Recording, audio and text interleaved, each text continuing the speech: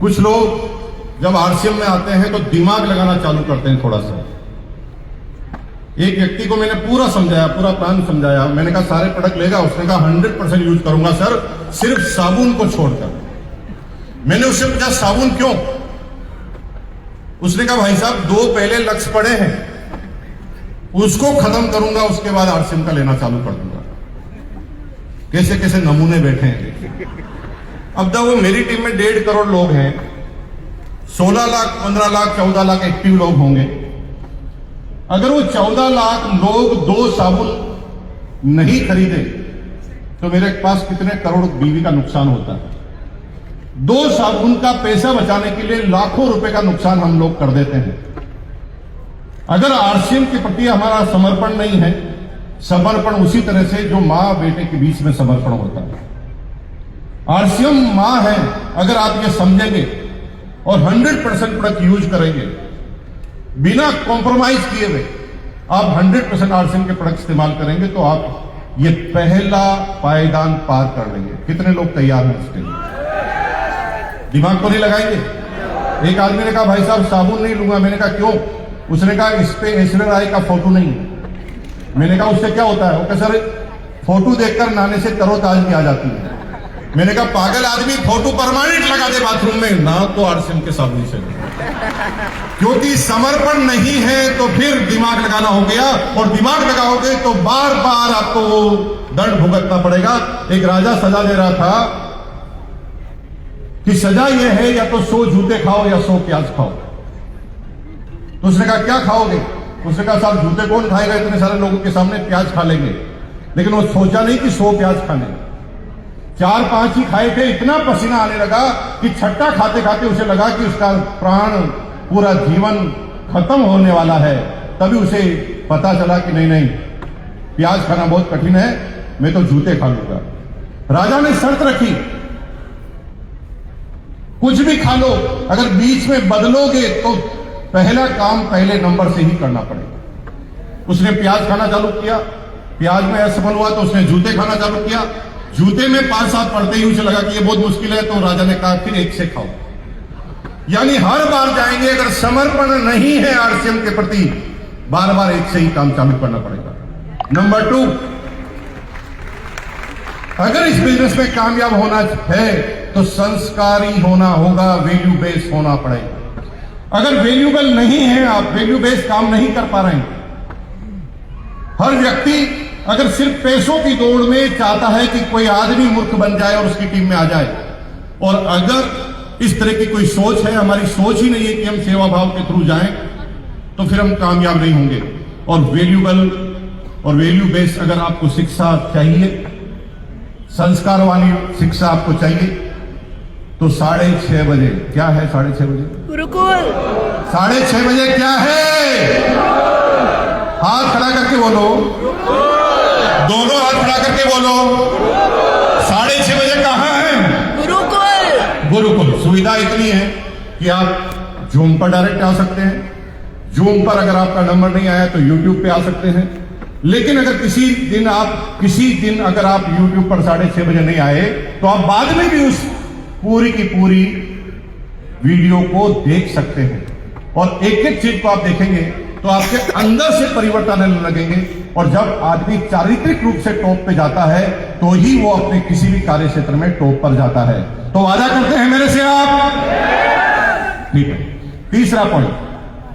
तीसरा जो पॉइंट है वो ये है कि हम कितना भी ज्ञान ले लें, लेकिन ज्ञान के बाद किसी काम में, किसी चीज में पहला कदम रखने के लिए मोटिवेशन की जरूरत है। आपको मैं पूरा सिखा दूं अभी तैरना कैसे है। तैरना कैसे है अगर पूरा सिखा दूं तो क्या पानी में कूदना आसान हो जाएगा? नहीं, आपको डर लगेगा। जब तक कि कोई व्यक्ति आपको मोटिवेट करने वाला ना मिले, जब तक कि कोई आपको इंस्ट्रक्टर ना मिले, टीचर ना मिले, गुरु ना मिले जो गारंटी ले कि मैं तुझे कामयाब कर दूंगा, तुझे डूबने नहीं दूंगा, वो आपके सामने पहले छलांग लगाकर नीचे खड़ा होकर आपको इशारा करे कि तू किसी भी हालत में नहीं डूबेगा। जब ये मोटिवेशन मिलता है ना तो ही आदमी कूदने के लिए तैयार होता है।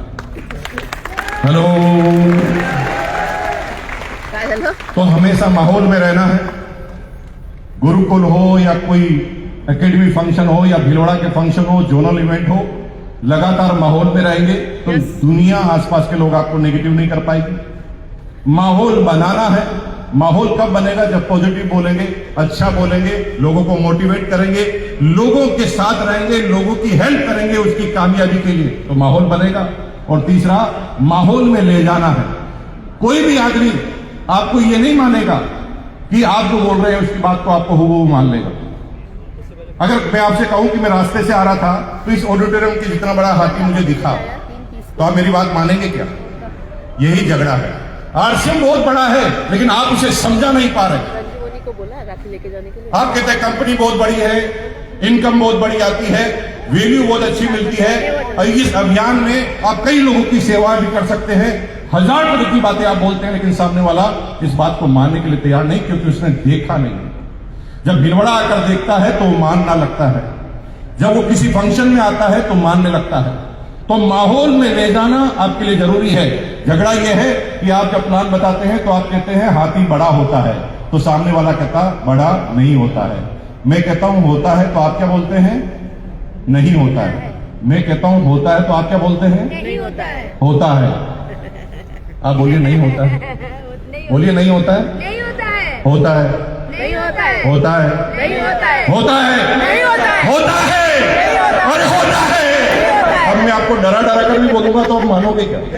क्योंकि आपने तो देखा ही नहीं है। तरीका यही है कि बाहर बस पड़ी है, हाथी वहीं पर बैठा है, ले जाकर दिखाऊंगा, फिर आप बोलोगे क्या? जब हाथी देख लोगे तो क्या बोलोगे? होता है। हाथी देख लोगे तो क्या बोलोगे?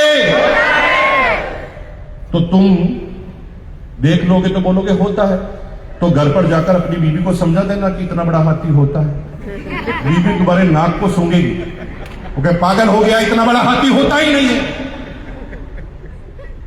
तो बीवी जो ही बोले नहीं होते, उसे बिठाना है बाइक पे और हाथी के सामने ले जाना है। तो बीवी क्या बोलेगी? होता है। तो बीवी को बोलना कि अब तुझे पता तो क्या होता है, जा तेरे भाई को समझा दे।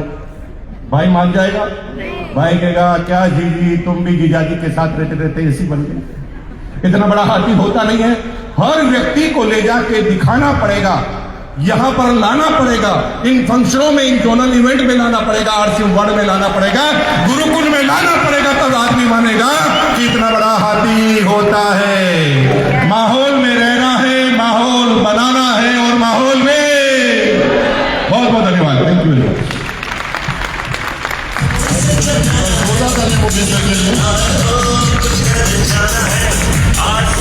और इस सेलिब्रेशन में एक और बढ़ाव, हम लोग भी आगे बढ़ रहे हैं। जैसे आप लोग आगे बढ़ते बढ़ते अचीवमेंट करते जाते हैं, मैं भी ऐसे पेज में आगे बढ़ते बढ़ते अचीवमेंट पे पहुंच रहा हूं। एक और बढ़ाव आपके लिए, आपके इस सेलिब्रेशन को और बेहतरीन बनाने के लिए हमारे बीच में एसोसिएट नॉर्थ ईस्ट आसाम से चलकर आपके लिए एक डांस प्रोग्राम लेकर आए।